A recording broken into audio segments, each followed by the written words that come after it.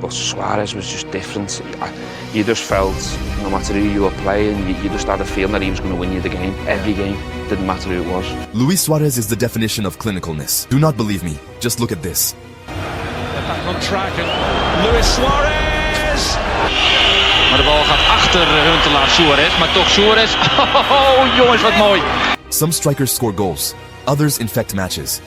Luis Suárez belongs to the second group, the kind of forward who does not just finish chances, but warps the emotional temperature of a game. Because when Suarez is on the pitch, defenders do not simply defend zones, they defend themselves, constantly second-guessing, constantly bracing for something ugly, improvised, and decisive. And that psychological pressure is where his real danger begins. Right now, the best striker in the world, striker in it, it has to be Luis Suarez.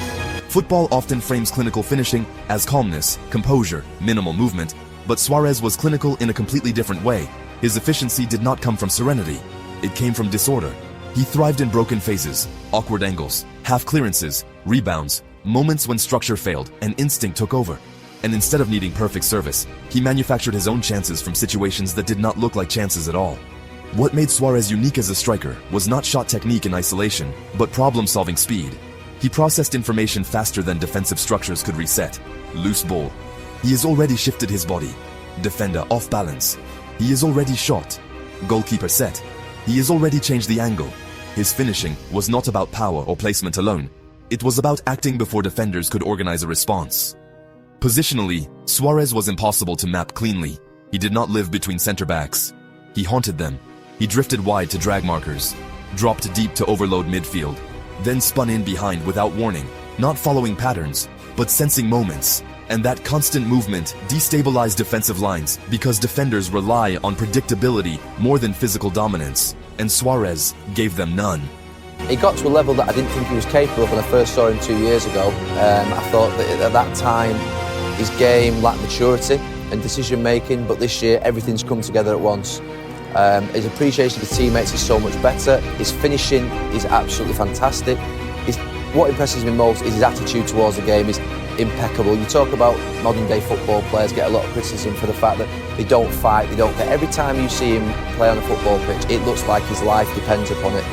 His off-ball intelligence was deeply underrated. He knew exactly when to pin a defender and when to release, when to attack the near post and when to wait, when to arrive early and when to delay by half a second. And those micro decisions created separation without sprinting, space without speed. He was not racing defenders. He was outthinking them. In build-up, Suarez functioned almost like a pressure sponge. He welcomed physical contact, invited duels, absorbed center-backs into him, and that allowed teammates to advance, overloads to form, and second balls to become attacking weapons. His touch under pressure was not always clean, but it was intentional, nudging the ball into contested zones, where he trusted his reactions more than anyone else's. Tactically, this made him perfect for a possession-dominant side, not because he was tidy, but because he converted control into threat.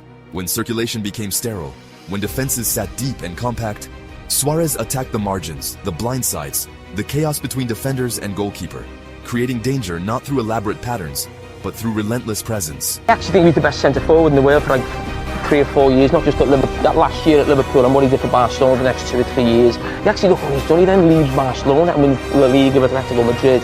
He gets to the semi-final of the World Cup with Europe. Everywhere he goes, he takes that team. That Liverpool team that nearly won the league was an average team. Inside the box, Suarez did not behave like a classic poacher waiting for service. He was constantly adjusting, stepping across defenders' sight lines, blocking runs subtly, positioning his body to finish before the ball even arrived. And that anticipation allowed him to score from situations where defenders technically did everything right, except they were half a step late to a thought Suarez had already completed.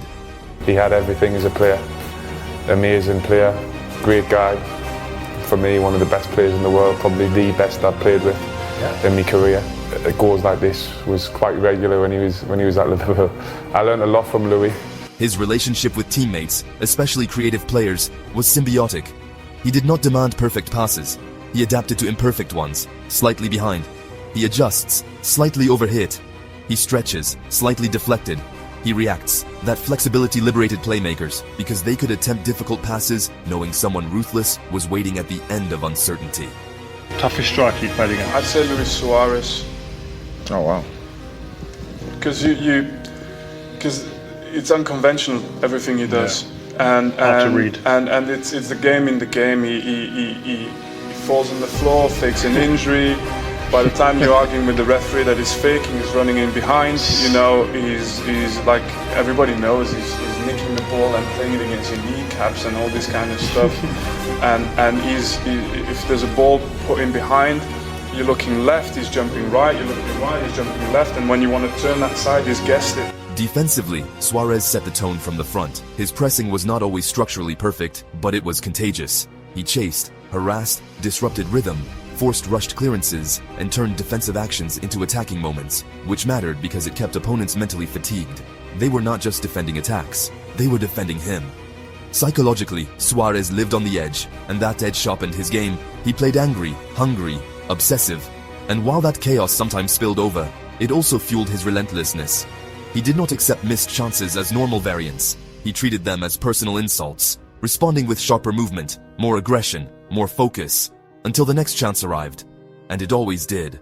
Suarez is probably the best if you're talking about an all-round number 9 who's done a bit of everything, because his work rate, his desire, his commitment. He could score unbelievable goals, he could score tap-ins, he could ruin a defence on his own, and he was a match winner.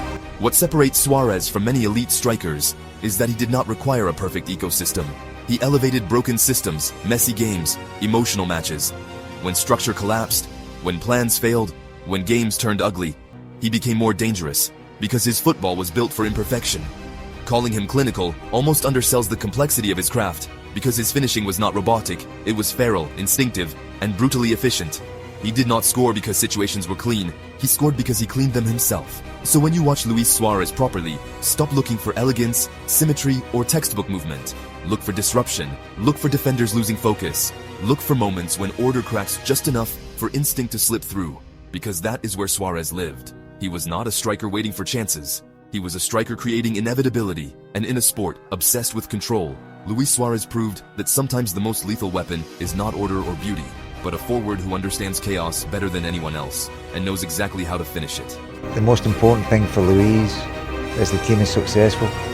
It's not important to him that he scores 3 goals and you lose 4-3. He'd rather score none and you won 1-0. He's a very good man. He loves football, trains really hard. He just loves competing. And